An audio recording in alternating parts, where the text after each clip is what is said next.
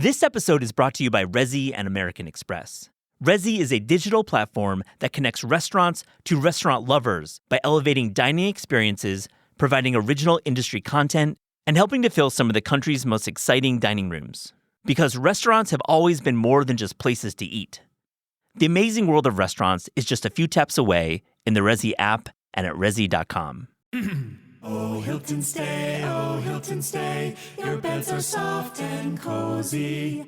No lumpy couch, no stiff futon, no shower line at crack of dawn. Oh, Hilton stay. When you want holiday comfort you can count on, it matters where you stay. Enjoy comfortable rooms and friendly service when you stay with Hilton instead. Save up to 25% this season when you book with Hilton. Hilton for the stay. Terms apply.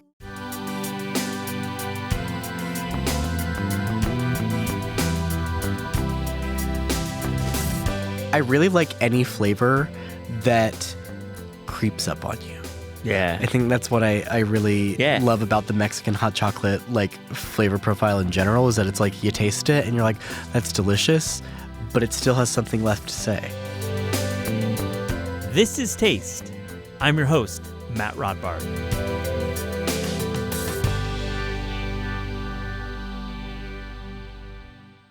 Vaughn Vreeland is a cookbook author, New York Times cooking writer, and longtime video personality. Or as he writes, that guy from that thing I saw once. His first book, Cookies, The Best Recipes for the Perfect Anytime Treat, is done in collaboration with NYT Cooking and includes 100 amazing cookies from Vaughn, along with a deep bench of recipe developers from the New York Times orbit. I had such a fun time talking with Vaughn about how to win your office holiday cookie competition and some of the creative recipes he's included in this great book. Also on the show, we have more cookie talk. Marissa Rothkopf is the author of a great new book, The Secret Life of Chocolate Chip Cookies. We talk about writing a book dedicated to what might be the favorite or possibly best cookie and go over some really helpful baking tips. I hope you enjoy this episode. Vaughn Vreeland, welcome to This Is Taste. So great to see you. Oh, thank you. I'm so happy to be back. I know you're back on the show. We're talking about cookies, though. Yes. Like a lot of cookie talk. I mean, it's exciting. You would think that I would be cookied out by now, but I'm absolutely not. Oh, no. Cookies fuel me, Matt. They really do. And it's clear from the passion in this book and just like what you do on YouTube and just like you have a real knack for it. Oh, thank you. I mean, it's been fun. I just got back from being on tour and just hearing stories from people and being able to connect with a good number of folks like all across the country about cookies, what they mean to them, the taste memories that they have associated with cookies. I think in every city I had people come up and tell me about their relationship with their grandma or their dad or whatever and how they would bake cookies. And that stuff, I was maybe being a little cheeky when I said cookies fuel me, but they really do. The stories behind them really do fuel me. Well, we'll get all into the book. I dive ahead. I know. It fuels you. It's all you want to talk about. But before we get to cookie talk, let's hear, where have you been dining out in New York? Oh, good question. I'm like McDonald's. That's actually, Vaughn, perfectly okay answer on the show. They've not given us a dime, but pro McDonald's show. Yeah. This is not sponsored. No, not yet. No, not yet. Yeah. Oh man, if they sponsored me, that would be a Let's time. just manifest that. Let's manifest that. No, I mean, I truly I could go into a McDonald's any day of the week and house a 40-piece nugget. Every sauce. I'm 6-piece double cheeseburger. Oh yeah, I mean that's that is the order. But I mean I've just have been so busy. The holidays are just such a busy time for us at the New York Times where it's hard for me to even wrap my mind around making a reservation. Right. I do love, my neighborhood haunts. I live near Corner Bistro, which I go to all the time. I just love kind of like a classic burger. Yeah. There's a British tea place called Tea and Sympathy on my corner that I love going to. I think I've really been leaning into that comfort food. I'm not British, but there's something about a beef and Guinness pie that feels like homey and nostalgic to me for some reason. I mean, you're a card-carrying Anglophile, obviously. No, of course, mate. Like, Yeah. that's not We're why just I'm doing here. dialect here. I like it. I'll give you my man from Essex later. Okay, We'll well, do that appreciate off the that. pod. Back to McDonald's. Have you tried the new Buffalo Ranch dipping sauce? That's exclusive now. No, I haven't. I've heard lore. It's good. And It's good. I want to try it, but I make my own Buffalo Ranch. Like I'm a bespoke Buffalo Ranch kind of guy. Your own private stock in the fridge, which I Yeah. appreciate. You told me off mic before we recorded, you are on deadline for a recipe as we speak. You have one due at the end of the day. Yes. For the New York Times. So where are you at with this recipe right now? Okay, so like I said, the holidays are kind of a crazy time.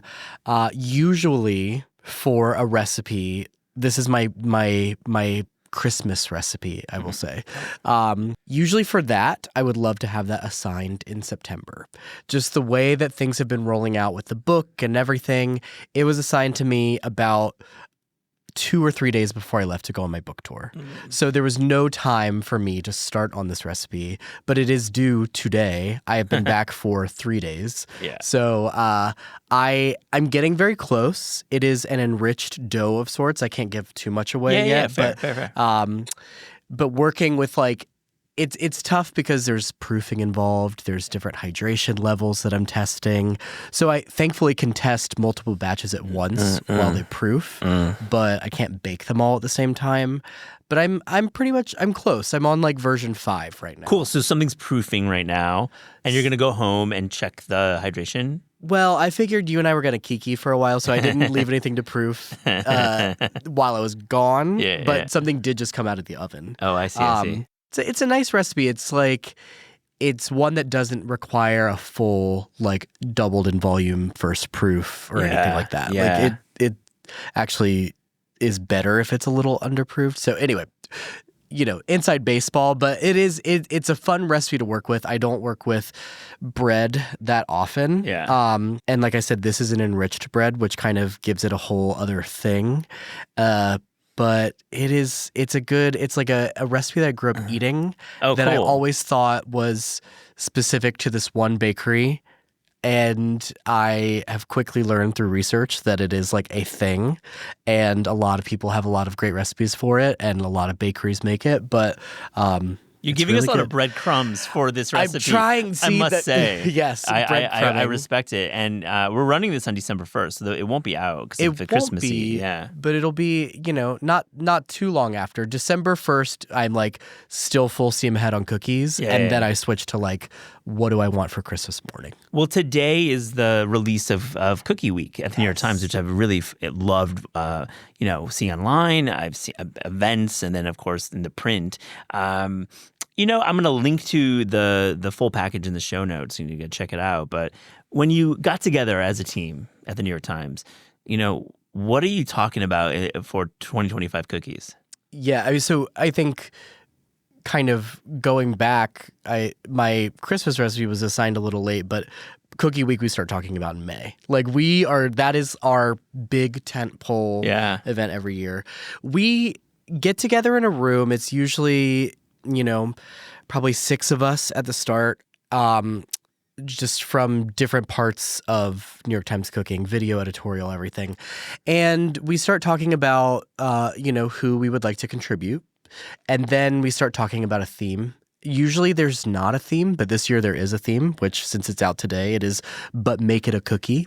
And I think we kind of landed on that after just talking in a few different brainstorming sessions about what some of our most popular Cookie Week cookies have been over the last few years. And a lot of them have been these kind of familiar flavor profiles that one might not necessarily associate with a cookie turned into a cookie. Yeah. So we've done But Make It a Cookie in the past, but it's just been sporadically here and there. You're putting a ring on it this year. And this year, everyone's making something that they know and love into a cookie. That.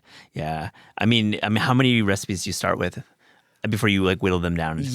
So we've got 7 people. We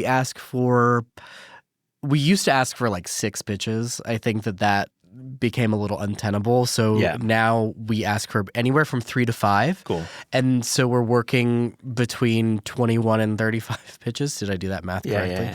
Yeah. And then we're like, it's not even necessarily always about the most delicious sounding. It of course is about the flavor, but it's also about kind of jigsawing together the cookies so that they all look different. They're all different shapes, sizes, textures, and flavors. So much. So there's a lot that goes into it. We obviously want to choose the most delicious cookie, but then we also need to think about like how they look together. Yeah, and so Cookie Week is probably a little bit of the genesis of this project in some ways. Yeah. The book, The Best Recipes for the Perfect Anytime Treat, which I love that subheadline. It's perfect. Thank you. I don't know if I came up with that or not, to be honest with you. And I mean, take credit. Let's just do it. My brain is scrambled eggs right now. Yeah, it's a good sub. It's nice. Thank you. I don't know, actually. There's a lot of people who I have to thank for this book, which we could do later. But, I think that Cookie Week was a huge kind of catalyst for a lot of this stuff because it was the first time that we had seen what we're now calling a franchise at New York Times Cooking really take off and like kind of get a life of its own. And by franchise, I mean not just video and editorial together. There was also a kind of air about people being excited for it every single year, which we didn't really expect out of the first couple of years. Yeah. And then just the feature. Yeah, totally. First couple years, And there's like live events now, and there's a newsletter, and we've got a cookie truck that goes around New York City. So I think that's kind of that we were like, well, like people really connect to cookies. Let's write a book about it. This episode is brought to you by ButcherBox. As a food writer, I can be a little skeptical about subscription cooking boxes. It's all big talk about cooking simplicity, but usually with pretty empty promises after using that promo code. ButcherBox is the true exception. I was sent a box of premium beef and pork and was blown away by the quality and variety. There was 100% grass-fed pasture-raised ribeye, tri-tip, and ground sirloin for burgers. For pork, they sent me a beautiful center-cut pork loin for slow roasting. I was super impressed, and I haven't even talked about the ribs, which I cooked in my Instapot. There was a rub of salt, white pepper, and togarashi, and I pressure cooked it with water and apple cider vinegar. Man, it was incredible. For nearly a decade, ButcherBox has led the industry with meat and seafood that's antibiotic-free. As an exclusive offer, our listeners can get free protein in every box for a year, plus $20 off your first box when you go to butcherbox.com/taste. Visit butcherbox.com/taste to get this limited time offer and free shipping always. That's butcherbox.com/taste. Don't forget to use our link so they know we sent you. Today's episode is brought to you by Our Place. Are you still using that set of pots and pans from college? You know, the non-stick sauté pan with the coating rubbing off? Hear me out. It might be time for an upgrade. I recently went on a search for the perfect sauté pan and landed on the Our Place website. I liked how their cookware looked. It was minimal, though functional, with a color palette that matched my own aesthetic. And I really liked that they make better kitchen products that are simply better for you. Our Place makes high-performance, toxin-free cookware. It's that simple. Their products are made without forever chemicals like PFAS and PTFEs. I had to Google that, and man, that stuff is nasty. So you can cook confidently without wondering what's in your pan. Stop cooking with toxic cookware and upgrade to Our Place today. Visit FromOurPlace.com/taste and use code TASTE for 10% off site-wide. With a 100-day risk-free trial, free shipping and returns, you can experience this game-changing cookware with zero risk. That's FromOurPlace.com/taste and use code TASTE for 10% off site-wide. It's gift-giving season, and let me ask you, are you struggling? Is there somebody in your family who always gives the best gift, the gift everybody is talking about over brioche French toast after the gifts have been opened? This year, that could be you with Aura Frames.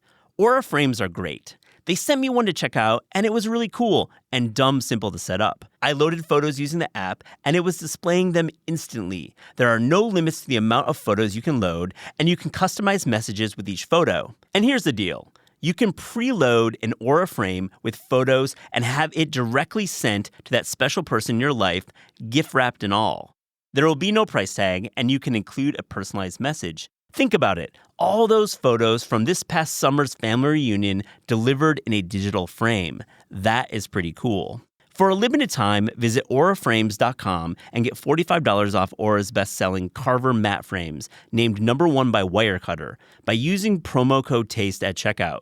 That's AURA frames.com, promo code TASTE. This exclusive Black Friday, Cyber Monday deal is their best of the year, so order now before it ends. Support the show by mentioning us at checkout. Terms and conditions apply. I'm going to be honest. I wanted to have you in mostly to really like have a boot camp with me, because I am already thinking about the Crown Publishing Group holiday cookie competition that we have in this very building. I think it's like December 15th or 16th, something around there. And I got second place last year, and I'm saying it was tough competition. I got second place, but I want to take it this year. So the question at first is, and I know we have listeners who are in this world who are thinking about their holiday cookie boxes, they're thinking about their potlucks. How do I select one that's going to win? Oh, that's so interesting. I love answering this question. Also, first of all, congrats, because I feel like in this building, second place is probably it's probably pretty tough competition. It was here. tough, and there were, I would say, 3 versions of Eric Kim's gochujang cookies that are in your book, and Eric is beloved here, and so I had some stiff competition from some of your recipes. I won with a Muddy Buddy puppy chow cookie because I just revised history. I got second place. It was a winning recipe because I thought there was. You won in my heart. Thank you. It was familiarity with the chocolate chip, the chocolate and the peanut butter together, but I'm kind of stumped.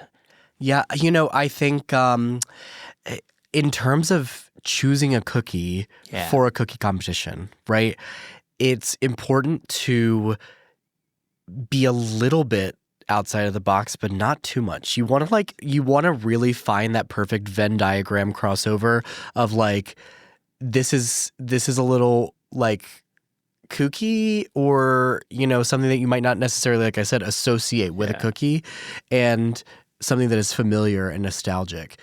I always think a soft, chewy cookie is going to win a cookie competition. I don't know. That is a total bias on my part. Yeah, no. But I love soft, chewy cookies. Yeah. I think they're fantastic.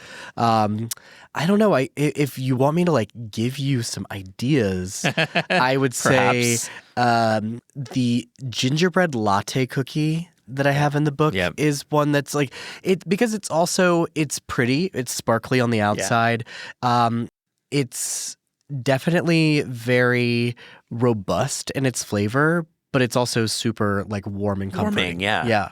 I love that one. I love, I think I was talking about, but make it a cookie. That is truly I took holiday beverages and made them into cookies for the first 5 years of Cookie Week. And so I love that kind of thing. I think the gingerbread latte cookies, the Mexican hot chocolate cookies, I'm now just naming my cookies, which is very self-serving of me. I love your cookies. I have plenty I've prepared for. Oh, thank you. Great. I know it is funny though. Every time I go to a cookie swap or any sort of cookie competition, at least 2 gochujang caramel cookies are on the table. They are. They're so, and that is, I think, another thing. It's that fits perfectly in that Venn diagram too, of whoa, that's a flavor that I can put into a cookie and it's delicious. Give us some classic mistakes cookie bakers make when maybe entering their home kitchen to bake for the first time in several months. I mean, it's something that we kind of dust off the stand mixer for. Oh, totally. I think that is, I'm writing something right now about the holidays being the time where people kind of get back into the kitchen. And I think that, first of all, they rush it. I think that people just, they think that they've got to do it rather than they get to do it. And I think that you got to kind of foster this welcoming environment. I've gotten asked this question a couple times of like, what are things you suggest novice bakers have?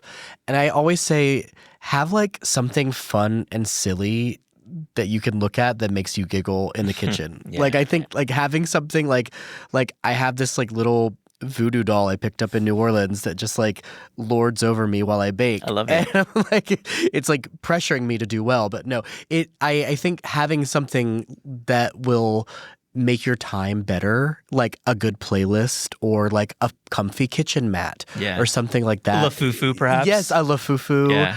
Absolutely. I think that those types of things are important, just like getting yourself in the right mindset. Obviously, the technical things, I think people tend to overbake their cookies. I think that people don't have good cookie sheets to bake their cookies on.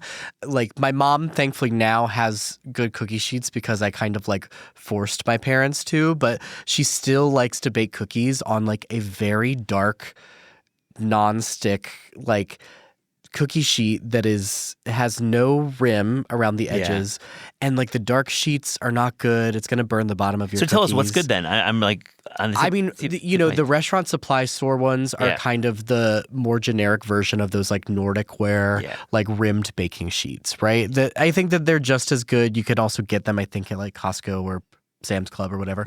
It's just it is a light metal baking sheet that has a rim around the edge. It fits what we call a half sheet pan. So fits like a silpat in there really nicely. Parchment? I like parchment just because not everybody has a silicone baking mat. So like if I'm developing a recipe specifically, I will do it both on parchment and on my silpat. But I like for everybody to be able to actually like do it well. And I think that, like I said, people rush and don't take their time with things like creaming butter and sugar, tempering their ingredients. I always say that I'm like the least patient person possible. So my butter's never like at room temp when it needs to be, but you can, pop it in the microwave for 15 seconds. Yes, see? I always have to do the microwave thing. Always. Like that, fill a bowl with hot water, empty it, and then turn it upside down over the butter. Like there's lots of tricks that pastry chefs have come up with. Eggs. My eggs are always in the refrigerator. They're never at room temp. So you can just put hot water over them and let them sit for like 3 minutes and they'll be at room temp. I think things like that, just like making sure from the outset that you're set up for success. I think a big part of that also is reading the recipe. Oh, yeah, for sure. Like people definitely want to skip steps even with pastry, which is crazy. 1,000%. And I think the way that we write recipes, which I don't think a lot of people know, is that like if you're using sugar in 2 different steps of the recipe, we are combining those 2 quantities of sugar and listing it as one quantity in the ingredient list, right? So like you're adding a 1/4 cup to this thing and a 1/4 cup to this thing. Well, the recipe is going to call for a 1/2 cup sugar. So when you go to add it, if you add a 1/2 cup, you've messed up. Yeah, it's too much. Yeah. So it's usually like divided, right? A lot of times this is divided or separated. But still, I think people do skip over that stuff a lot. Yeah, it's you don't want to put double the sugar. Talk about your contributors in the book because you open it up and you see like Times staffers, but you see some other names too. Oh, totally. Yeah, I mean, we have our kind of like usual haunt of folks that are in there and a lot of other people who've contributed some like amazing recipes over the last 20 plus years. I think that the people who have the most amount of recipes in the book, aside from myself, I've got a good amount in there. Yassia Refi, who's amazing. Love She's like one of my favorite people to just like learn from. Also Samantha Senevaratna, incredible, has a ton of recipes in the book. We've got cookies from Sola, from Claire, a bunch from Eric. Yewande Komolafe has a lot of great cookies in the book.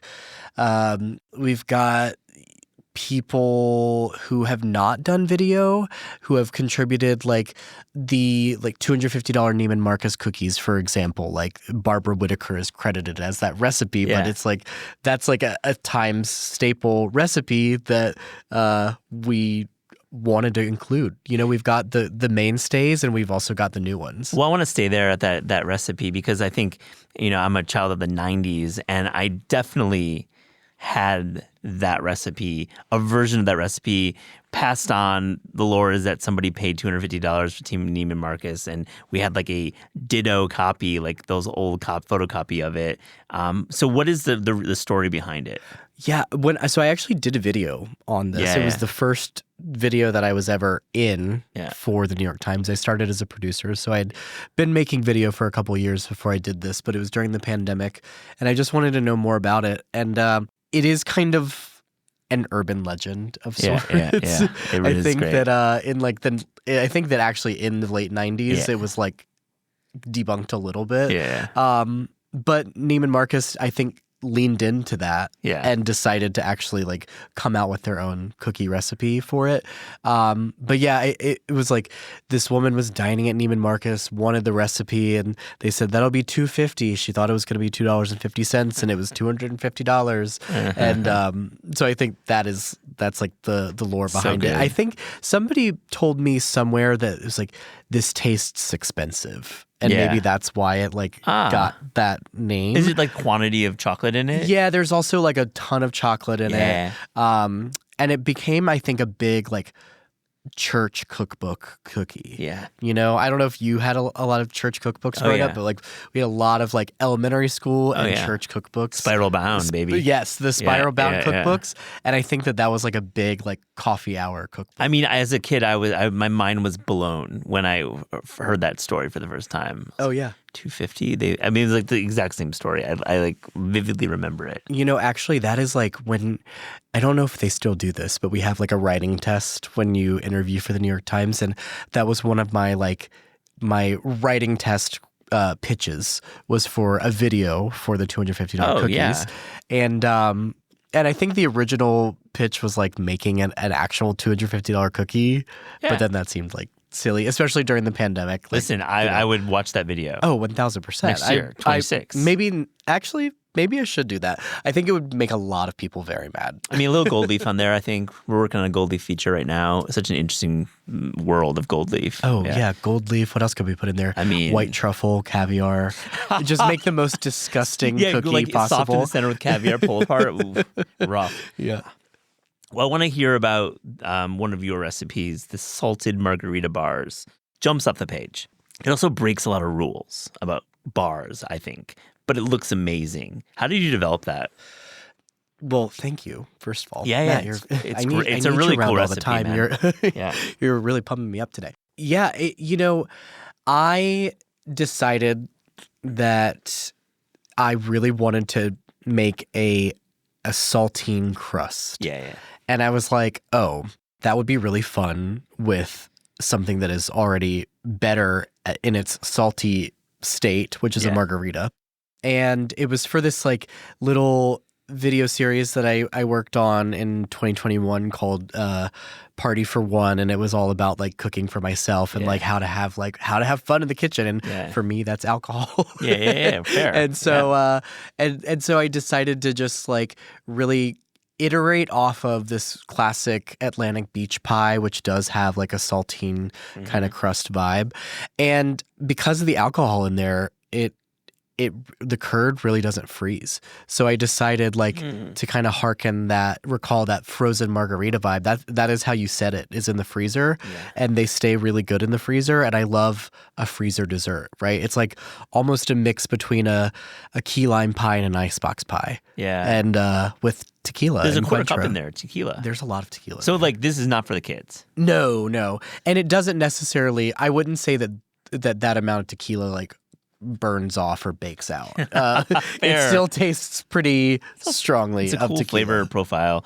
The Mexican hot chocolate cookie. Let's go back to that one. You want to like you're channeling beverage, and you've done this over the years. But what is it about Mexican hot chocolate that it's almost sells itself? You know, I think for me, I love chili in desserts, and I think that's why I really gravitated toward it. But I really like any flavor that creeps up on you. Yeah. I think that's what I really Yeah. love about the Mexican hot chocolate like flavor profile in general is that it's like you taste it and you're like, that's delicious, but it still has something left to say. I think this might be the one for the cookie competition. I think so Because too. you want someone to like, we've got this table and there was like 25 and maybe 28 if I remember. You kind of want it to last a little bit, right? It almost creates this craving a little bit because it's like Yes. spicy and it makes you want to go back for more. And I think that might be why. I think that might be why that could be the cookie. I'm also thinking black sesame because I feel black sesame, there's a lot of fans who do not like chocolate. Like people yeah. in that like voting, Totally. thinking about my constituents, my voters. Yeah, you've gotta really read the room. I think Yeah. that another important factor in the type of person that wins a cookie competition is how empathetic they are. I think they really have to play to emotion, and they've got to really know their audience. Yeah, and that's and now I know the audience because we did it 1 year before. So that's a really good point. I think for all baking, like empathy is super important. You can't like show off. You're not putting in flavors that are like cool, buzzy, chefy that aren't accessible. Totally, absolutely.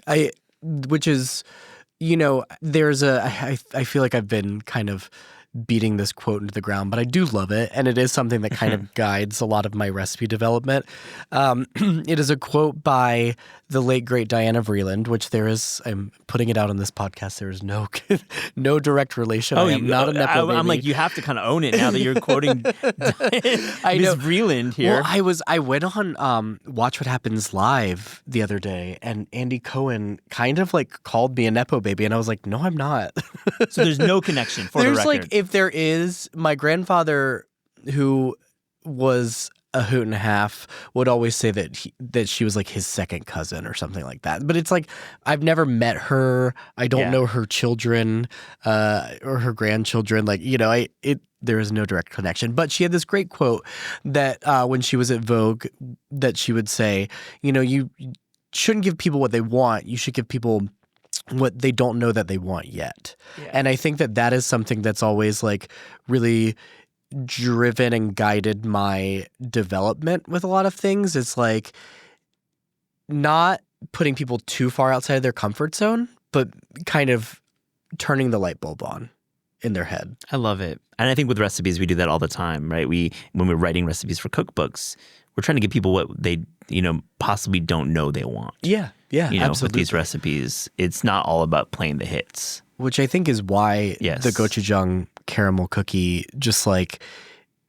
exploded, is because it's like, oh, that might not have been a something that you were like sitting on the couch like dreaming up or craving at that time, but like once you try it, you're like, this is amazing. I have to say, in my first cookbook, Koreatown, we had a kimchi white chocolate snickerdoodle. Oh, but it had kimchi in it. That actually sounds. I mean, I would eat it. It was a little bit more than just gochujang. I must say. Just like, I had we had this really great. I think we still have the recipe. Like it was from Zoe Kanan, and it had seaweed in it. Yeah, and it was like a seaweed chocolate chip cookie. Oh, amazing! It was so good. Oh, I love that. I remember trying that for the first time. I was like, that was amazing. But that also, I think, that is a chefy thing.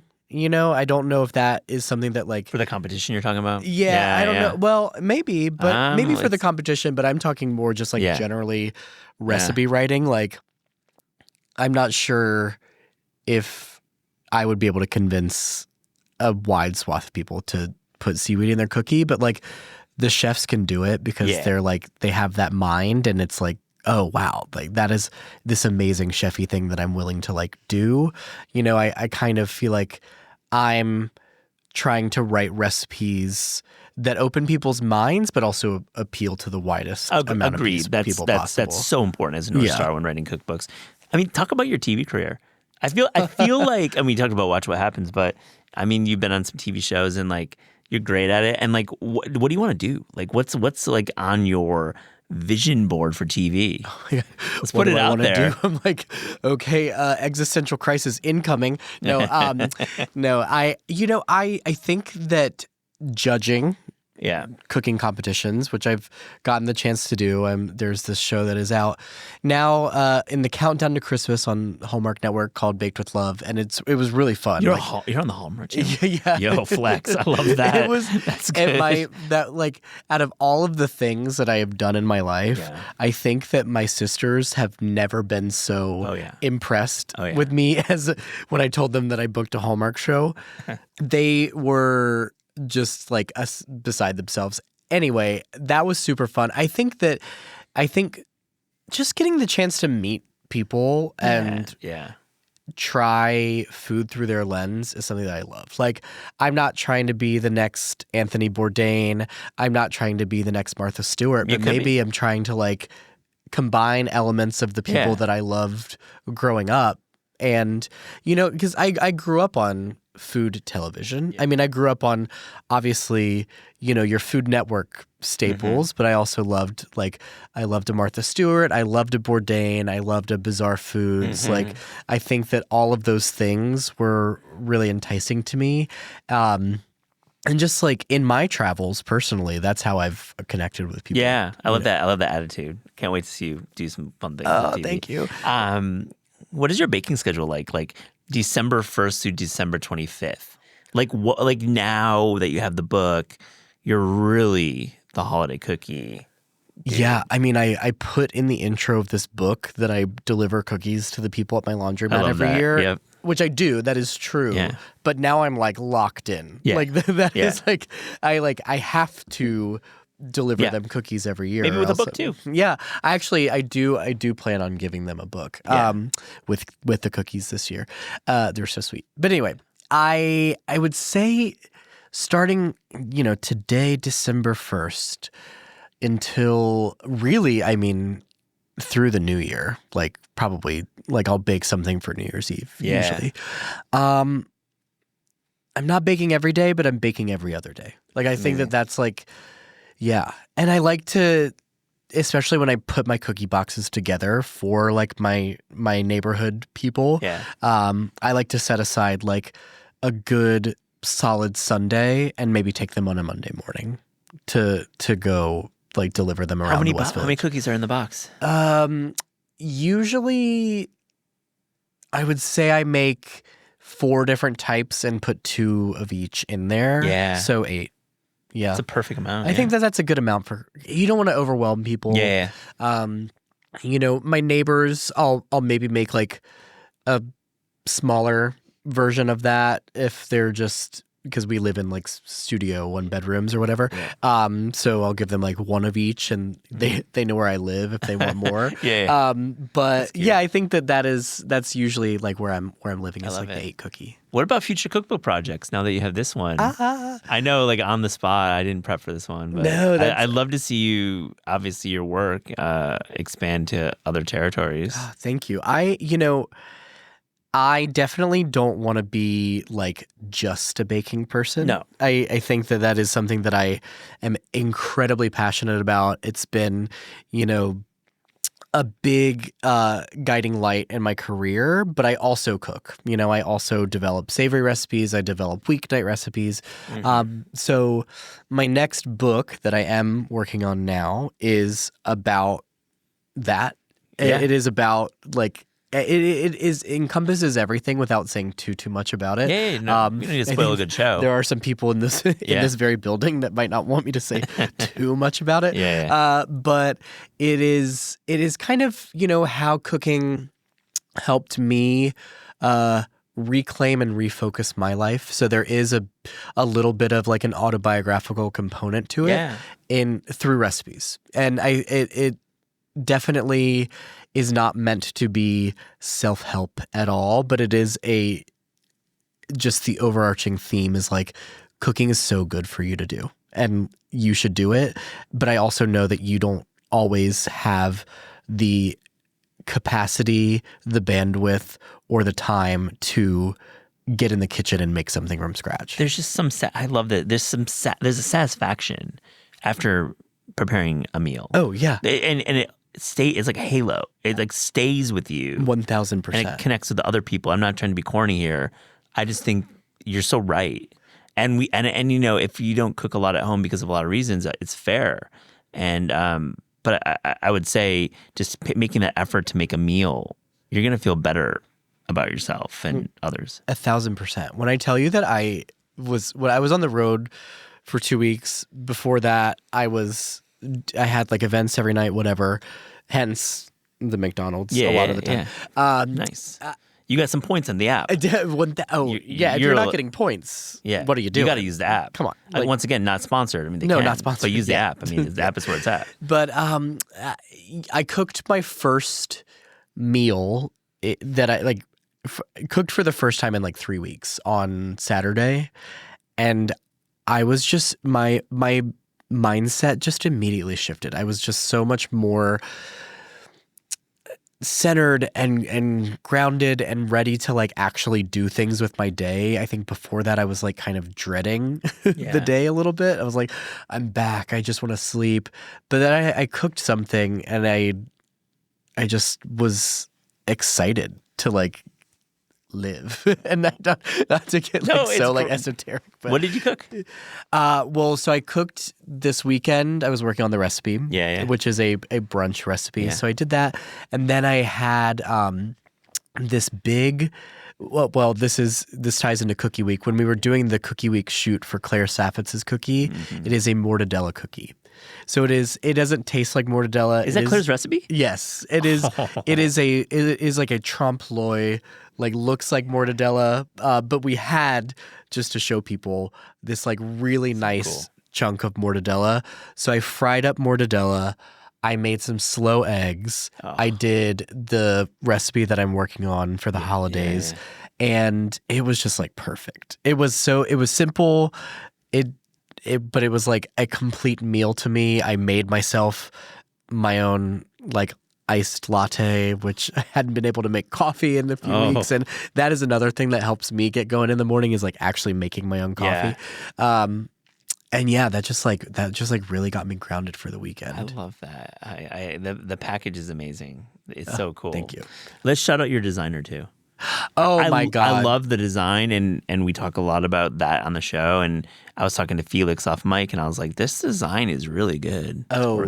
Deb is amazing. Deb, what's her last name? Deb Young. Deb Young. Yeah.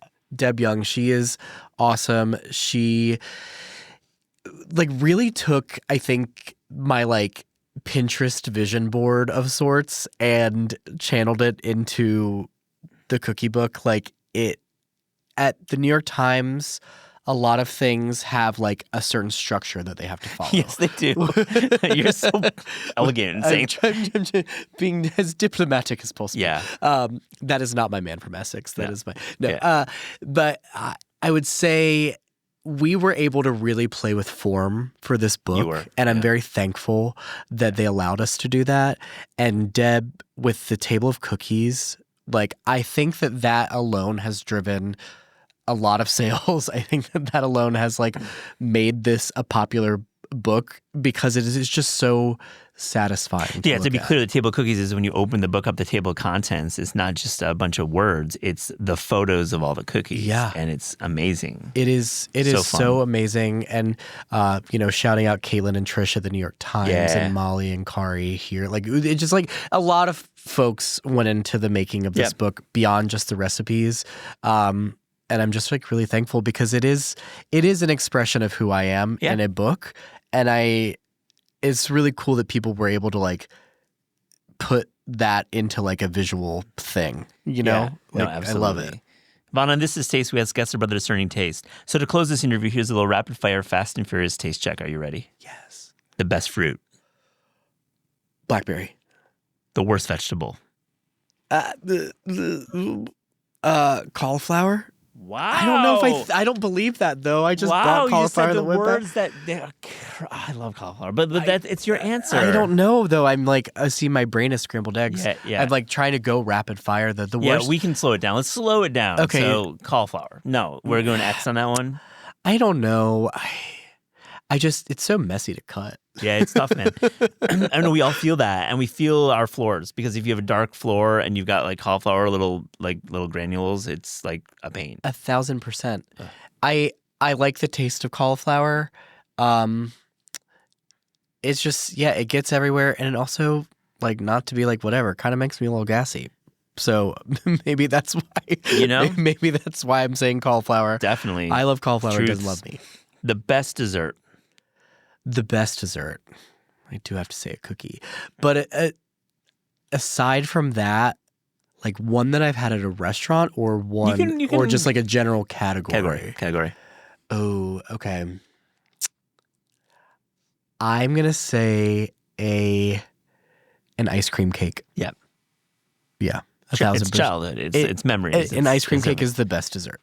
1,000%. What is your typical breakfast? My typical breakfast is a bowl of yogurt with usually a like fruit compote of some sort, blackberries, which is why I said blackberries are the best fruit.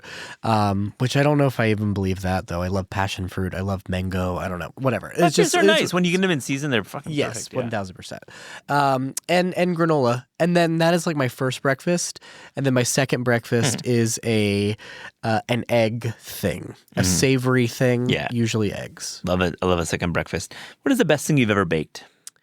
The best thing that I've ever baked, I would say, is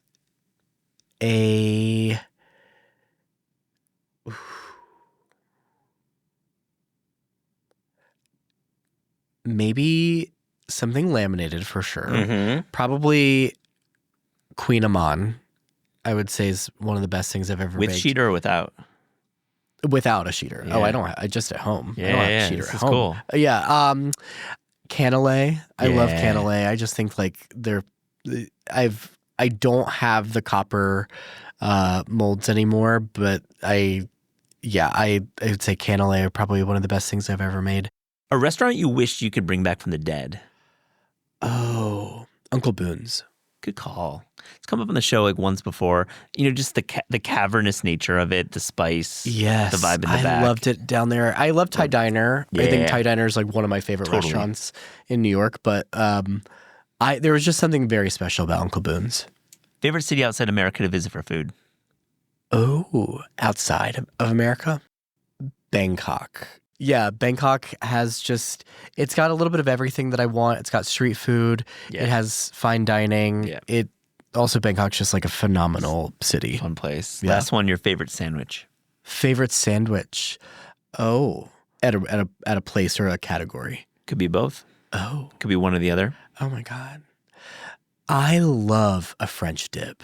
There's a place in Raleigh where I'm from that has a really good, or actually I think that they might have closed too, called Boondini's, which I would also bring back from the dead. They had a really good French dip. I would say in general, favorite sandwich, I gotta go with, or I love banh mi too. It's like Hello Saigon has really good banh mi, or something from Court Street Grocers. Probably the turkey Reuben. That's a good one, yeah. Yeah. Which I don't think they call it the turkey Reuben, but it's called clever something. Name, I'm sure. Yeah, An artful name. Yes. And banh mi is my number one. So of course. I love this. Vaughn Vreeland, this has been so much fun. Thank you so much for joining This Is Taste. Oh, thank you so much, Matt. This is fun. If you're like me, your skin needs some extra care this time of year. All that cooking for family and friends has me busy dipping into my favorite cookbooks. And Matt, I've been spending so much time in the kitchen trying to perfect my roast chicken. How hot it is all the time, it's doing a number on my skin. Yeah, man, I've been working through a bunch of these new cookbooks, including David Leibowitz's re-release of Ready for Dessert. Now, I've been eyeing his nectarine raspberry upside-down gingerbread cake, and I made a couple batches of his buckwheat chocolate chip cookies. Honestly, the cookies turned out great, but in the end, all that time with the flour and the dough, my skin is a wreck. That's why I've continued to rely on OneSkin. I love their OS1 body formula, and it's been invaluable to have a daily routine that delivers both powerful skincare and longevity benefits, all in just a few simple steps. OneSkin also just launched their limited edition holiday sets, including the Nightly Rewind gift set, which is one of those rare gifts that's both impressive and genuinely useful, providing an upgrade to anyone's nightly routine. Featuring their best-selling face moisturizer and their new peptide lip mask, each component of the set is designed to work together as your body enters its natural nightly repair mode, helping renew skin at the cellular level for a stronger, smoother, and more resilient skin. For a limited time, try OneSkin for 15% off using promo code TASTEPOD at oneskin.co. That's promo code TASTEPOD at oneskin.co. Does it ever feel like you're a marketing professional just speaking into the void? But with LinkedIn ads, you can know you're reaching the right decision makers, a network of 130 million of them, in fact. You can even target buyers by job title, industry, company, seniority, skills, and did I say job title? See how you can avoid the void and reach the right buyers with LinkedIn ads. Spend $250 on your first campaign and get a free $250 credit for the next one. Get started at linkedin.com/campaign. Terms and conditions apply. Over the last 20 years, L'Oréal Paris has honored 200 women of worth, uplifting their communities. Women who see the worth in every person, overlooked or underserved, who see an opportunity for change, who see a chance for better. They may be one of 200, but their journeys are always uniquely one of one. Here's to 200 more women of worth. We're worth it. We're worth it. We're worth it. We're worth it. Marissa Rothkopf, welcome. This is Taste. Great to see you. Great to see you. Thank you so much for having me. I'm excited to have this conversation. I've been on your podcast, and I love what you do. And Thank you. Prolific Substack, and I'm linking to all those links in the show notes. Before we get to your book, The Secret Life of Chocolate Chip Cookies, which I really like. Thanks. And it's following our conversation with Vaughn, because I think Vaughn has some thoughts. You have some thoughts. Yeah. But before we get to that, you used to review restaurants for the New York Times, and your territory was New Jersey.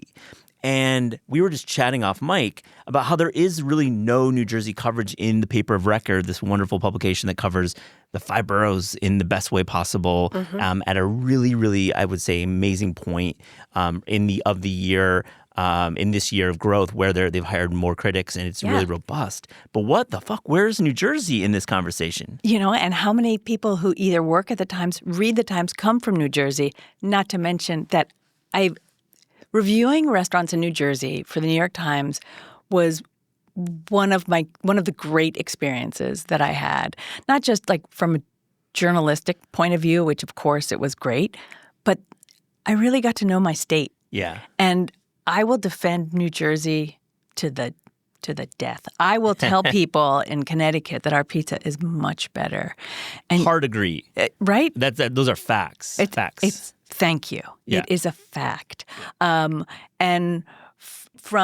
like red sauce, Sunday gravy type restaurants that people have been going to since, I don't know, meatballs were invented in New Jersey. No, they weren't. But you know what I mean? Yeah, pretty much. By all means, yeah. But Sunday gravy, you know, those big oil tanks by the Newark airport filled with gravy.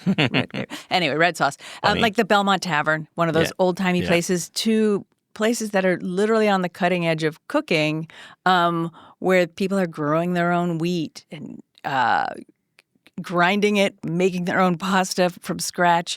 It's a truly amazing place and diverse. Every kind of food you want is there. So I really feel like I've got to start reviewing restaurants for the Untapped Time. opportunity for the New York Times. Yep. Free idea to hire Marissa back to just take a look at New Jersey. I know many readers live there. I drive through New Jersey on the way to home, my home, and I just love the northern suburbs. And of course, you've got the middle of the state, the shore.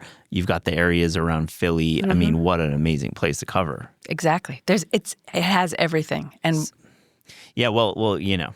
Let's we'll talk. Yeah. Well, I mean, I have no say, unfortunately, but I would don't say either. right on your Substack, I would say do some reviews. Maybe I'll just start.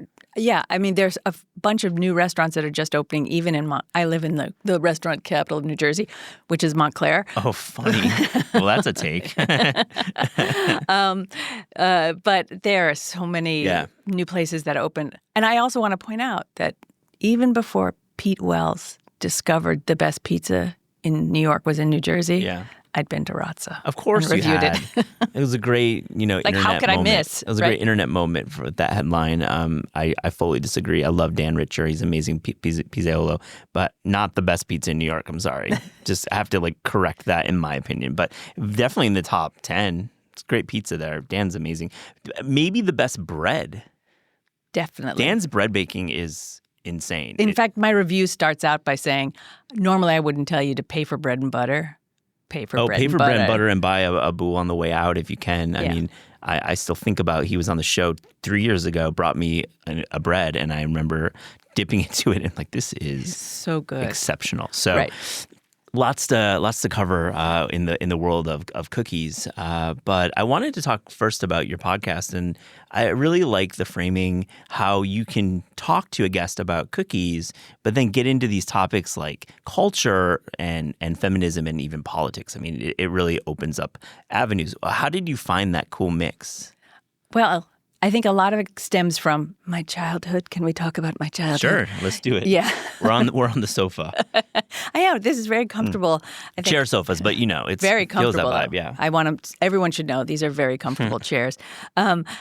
I grew up in a house where we talked about two things at the dinner table, and one was food and the other was politics. So it was sort of a natural progression for me. And I knew I wanted to do a podcast just in the same way an actor knows one day they want to direct. It was at that moment in 2020. And I was having tweets back and forth with Kathy Griffin, of all people. And you have to remember, this is in the midst of COVID. Everybody is really feeling awful. Christmas is coming. Trump is leaving, but we still have January 6th to contend with. Anyway, I'm sitting there tweeting back and forth with Kathy Griffin, who says, I want to learn to make lemon bars. Oh, yeah. And I was like, well, I'll tell you. Come on my podcast. I have a podcast. Yeah. And quickly made a podcast. Created a podcast. guest. You literally invited a guest on before you had a podcast. I think that is a beautiful genesis moment for a podcast. That's the way to do it. And so she came on, and you couldn't not talk about, because of her tete-a-tete, as it were, with Donald Trump, I could not talk about it. And also, everybody was at home and having a lot of feelings. So it was easy to get to talk to people because they were still at home, and it was easy to bake with them. And so I would have people on E. Jean Carroll in the beginning, and Joyce Vance. And Joyce Vance would explain the law and how we were going to put away all the people from January 6th. Yeah. And how they would be punished and stuff. Well, whatever. We made a delicious cake. Yeah. And the cake lives on, at And you least. invite them over to share these cooking experiences sometimes. It was all, I've never done one in my own Oh, house. you do it virtual, yeah. I do it virtually. It's all across the kitchen table. Got it, Which got is it. where the best conversations happen. Yeah, I agree, and I just love your Rolodex. You got some names, and because you're a longtime journalist, so you have these connections, and I think on the show we've proven that journalists make great hosts and guests because I think we just ask a lot of questions. Yeah, for me it's awkward to sit here. I would much prefer to be asking you questions. I know. I feel the same way when I appear on shows. Okay, let's talk about this terrific book. Thank you. The chocolate chip cookie has been given its own book, and probably has been done before, but I've never seen anything like this.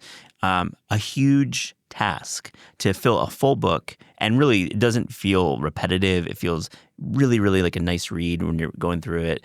But how did you land on the chocolate chip cookie as the topic for your book? First of all, it's the chocolate chip cookie, right? I mean, that's Fair. the sort of safest answer. The other thing was, the scene in Ghostbusters where they're they say to the guy, and they're like, think about the nicest thing you know. Yeah. And he's like, I thought about the Stay Puft Marshmallow Man because that's the one thing that made me really happy as a child. And so I want to think about the happiest thing.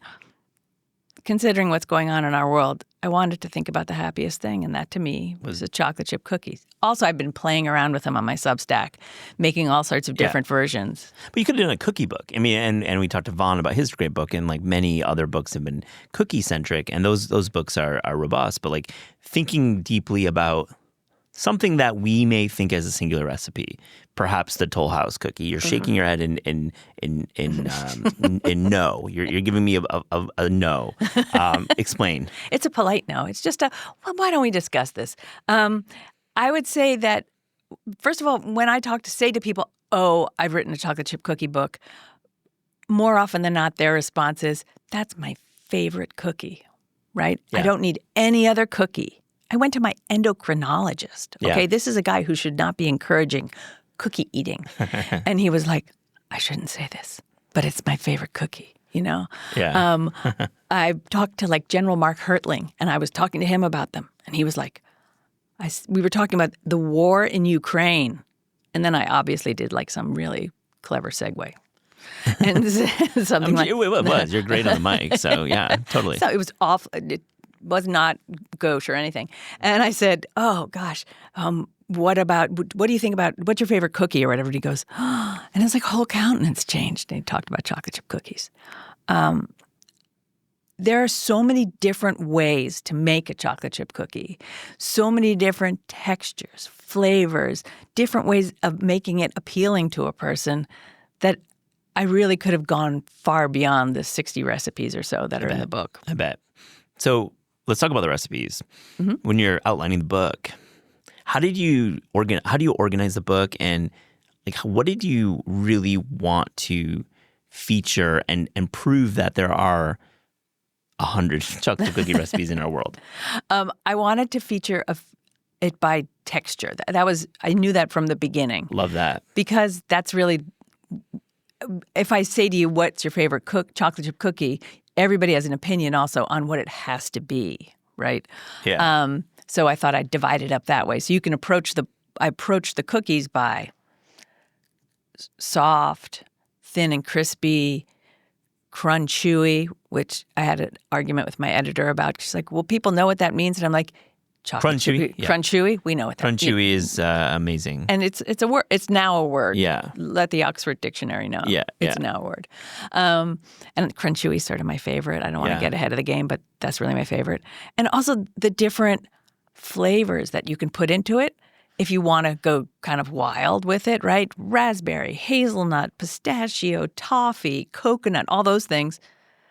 But the start of each chapter is the basic for that. Yeah. So you get the basic thin and crispy, the basic crunch chewy, and it goes from there. And then it kind of goes into different modes, add-ons. Coffee, cardamom, or whatever. Yeah, of course. Cardamom is a great addition to make something a little, that like, I would say like a definitive spice, but not something that takes you to the holidays. Right. Which I like about cardamom a lot.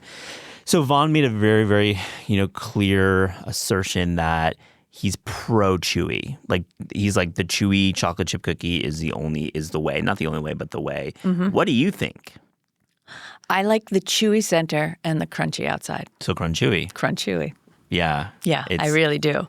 I think, I know this isn't like NASA and we're just talking about baking, but I think there's been a lot of technical improvements in the making of chocolate chip cookies due to great people like Stella Parks out there and other people who have messed around with different things that you add to your cookie in small amounts. Like for me, I add malted milk powder to a cookie to help make it really chewy. And I brown the butter to lose some of the water, which is also going to ensure it's chewy. And then I put in an egg yolk instead of a whole egg. I also add an egg, but to increase the protein, which is going to make it chewier. Yeah.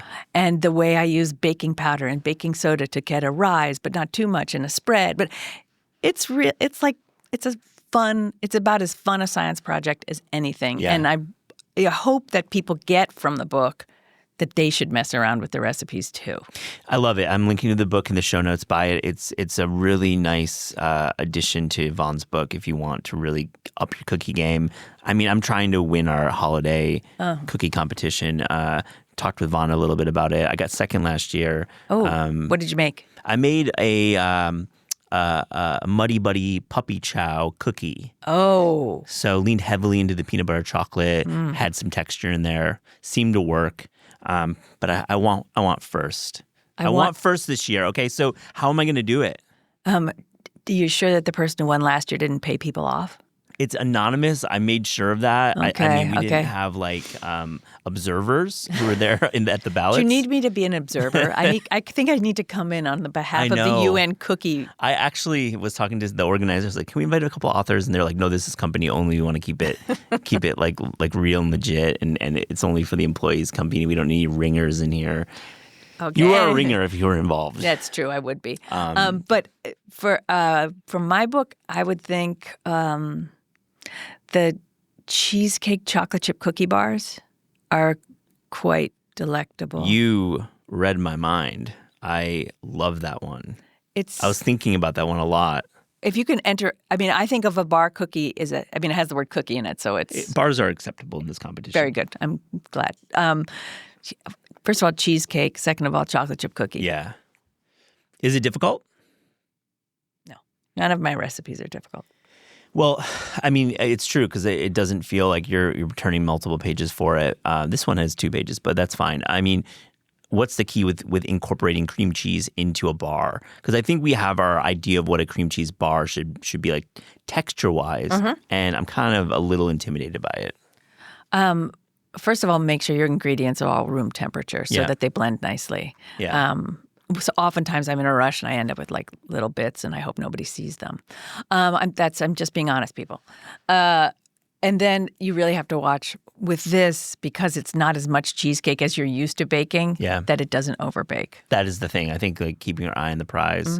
Little jiggle. Little jiggle. And then you pull at the little jiggle. Is that right? Little jiggle. That's when you know. It should be just a jiggle in the center. Just a jiggle in the center, little jiggle. That's clarification.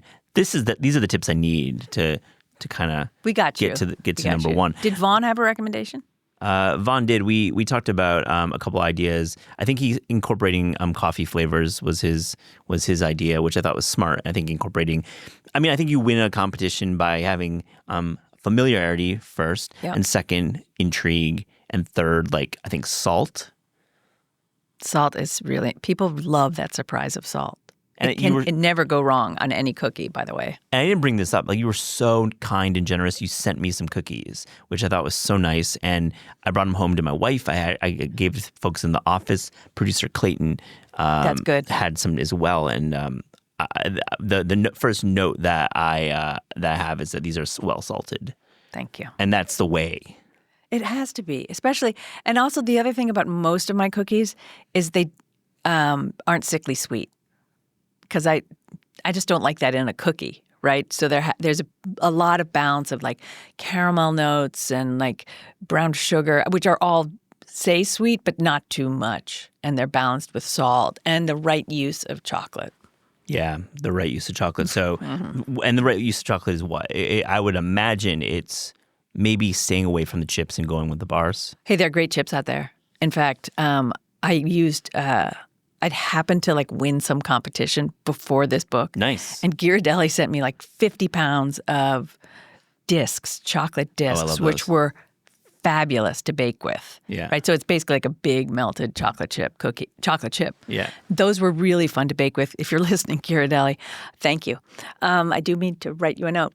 You're doing your job by saying the brand on a podcast. So there you go. The influencer marketing has worked for them. Yay.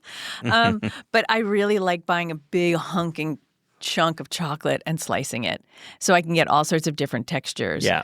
There are chefs out there who are very particular and say to sift the chocolate so that you get the dust away and you end up with a very neat cookie. And I'm all for that if you are presenting them to the Queen of England or the King of England. King of England, yeah. Yeah.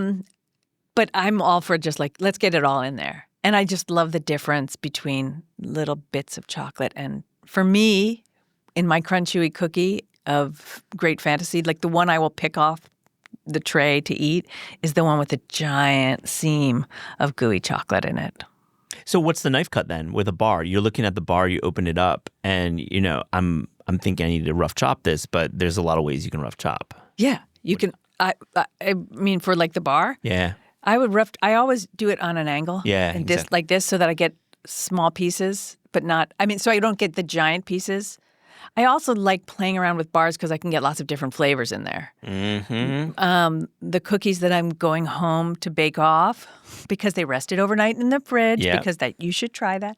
And then you always have cookies in your fridge. Yep. The ones I'm going home to bake off for like some videos that I'm doing have chunks of dark chocolate, like the big Trader Joe's pound plus bar. And Tony's Chocolonely, they do a milk with hazelnut. Yeah. And so that's a really chunky bar. So you get these nice chunks of milk and dark chocolate in this. Tony Chocolonely, just as a snacking bar, I mean, my heart beats for that. Me too. Have you ever had their gingerbread? Yes, I have. It's only seasonal. I look for it every time I'm either at the grocery store. I think Starbucks sells it sometimes. I think it's just about the time that they release those. I order them. So that's smart. Actually, I could actually order them and plan. Order them, yes. They're my favorite. Me too. The gingerbreads are so and good. I think it also has a Christmas tree in the middle. It does. It has those patterns. What a cool company. Yeah. I really, really like this tip, and I've absolutely never thought about this, and it's kind of insane. You are like, at the beginning of the book, you're like, make sure your baking powder and baking soda are not out of date. I mean, I've been definitely baking with out of date everything. Sorry, admitting. It's good, but now what are you going to go do? Buy fresh, especially with cookie season coming up upon us. I think a lot of people don't bake every single day of the week, so they're digging into the cupboard and they're like, was this in the back of my fridge for the baking soda, or was it really something I should use? And it's not a big investment. It's not. Get the fresh stuff. Your cookies, your cakes, when your cake doesn't really do what it's supposed to. Your muffins don't look as grand as they could. That's such a great tip. I mean, I should not use the baking powder from last season. You can test it. You can test baking powder the way you baking soda the way you do in chemistry class with a little bit of vinegar and and if it fizzes away, great. Baking powder you can put in hot water. Yeah. And if it bubbles away for a little bit, it won't last for a long time. Then it's fresh. So you don't necessarily have to throw it out. But you're there. You're Great buying tip. some new flour. Do that too. Yeah, you're buying new flour for sure. That's important. But just pick up a couple new containers of that. Yeah. Very, very good tip. The other point I wanted to talk about, and Vaughn and I touched on it, but you have some other thoughts, is this idea of baking with dark pans. Like you're shaking your head exactly. I feel like we kind of exclusively bake with dark pans. In the novice world of baking, but you're like, no, what should we be baking with? No, you should go to Costco. They're having a sale right now. The big Nordic ware or any brand that has a heavy half sheet pan that's nice and bright and silver. If you have some cruddy dark ones, save them for roasting your vegetables. Yeah, and that's what they should be used for. Same with your cake pans. Yeah. Especially if you have one of those like a pound cake or something, try and get a shiny pan. It's going to make your crust more even as well, and less likely you're going to burn them. So because dark absorbs heat, it's going to cook that bottom of your cookie really fast. Yeah, and we see that a lot when we're using dark bakeware. Mm-hmm. Is you think it's like, okay, it's like still like not done, but then you pull it out and you're like, oh man, right? They're dark. They're dark. And remember also, there's bake over. So like take that cookie out, it's going to keep cooking. If you want to like make sure that you're not taking it out when you think it looks perfect, take it out a little before it looks perfect. Think about scrambled eggs. I think maybe there's more scrambled eggs makers than bakers on this who listen to the show. Right. You want to pull that when it's like still a little bit unset, and then it'll finish cooking. Great tip. Also, great tip about the scrambled eggs. Oh, you got to pull those early because we know what happens. I mean, so light bakeware, definitely replace baking soda and baking powder. Mm-hmm. A third tip, just something that we maybe fuck up a little bit and we need some help. Butter temperature. Yes, butter temperature is what I think kind of messes people up the most. Some people say start with cold butter. Yeah. I'm not of that. I mean, if you want to eat the cookies right away and you're like desperate, you're jonesing for them, you need them. Yeah. Start with some cold butter and make sure you beat it so that it incorporates some of the sugar. Me, I love cookie. I love I insist, actually, that I refrigerate my cookie dough. If your butter is too warm, it will not incorporate the sugar well. So there is that fine line. Even so if you put it in the fridge. Is too warm like... You put your finger in it and it goes blurp. Yeah. Listen for that sound, people. Blurp. Yeah, great audio. Either you're a pro podcaster here. I love that. So not that, but like definitely not like hard. Definitely not hard. No. And you can always just like cut it up, put it on the counter. I never put whole sticks of butter into my mixer. I always cut it up so it's easier for it to blend. And the thing I think they cut a lot of out of that I put into my own edited recipes on Substack is always be scraping.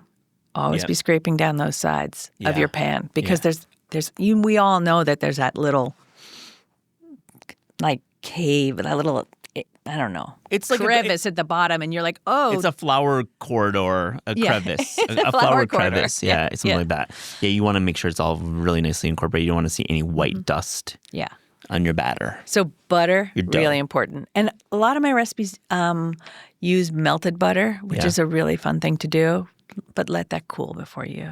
So so if you're doing a full melt, like it can't be bubbling or hot. You definitely don't want that. You'll just separate and it'll be an icky mess. And you'll be like, Marissa, what?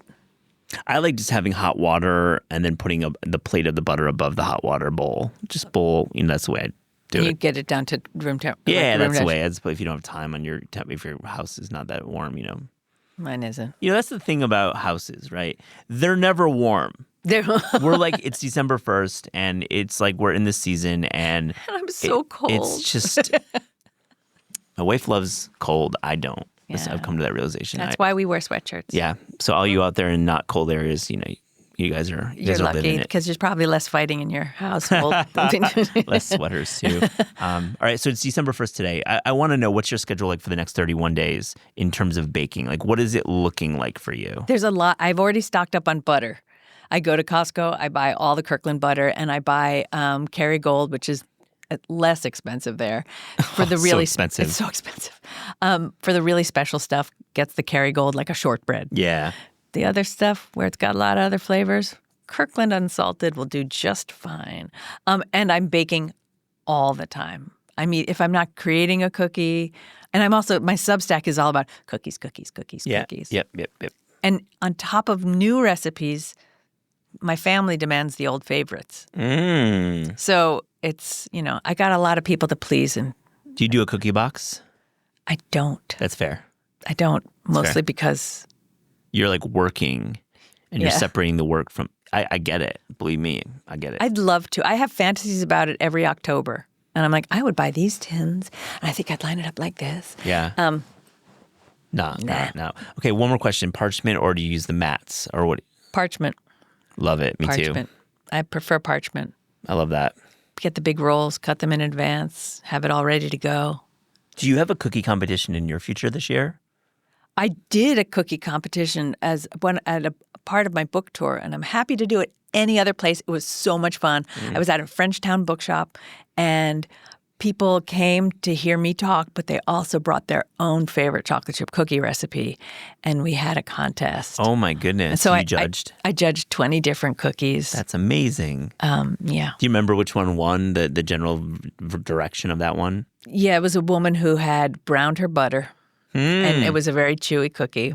Yeah. It was a really good cookie. Yeah, and salt on top. All about the salt. It was all about the salt. salt. In a competition, it can't be flat. It has to like have that punch to it. Va-va-va-boomski. Marissa, this has been so much fun. Thank you so much for joining This Is Taste. Thank you so much.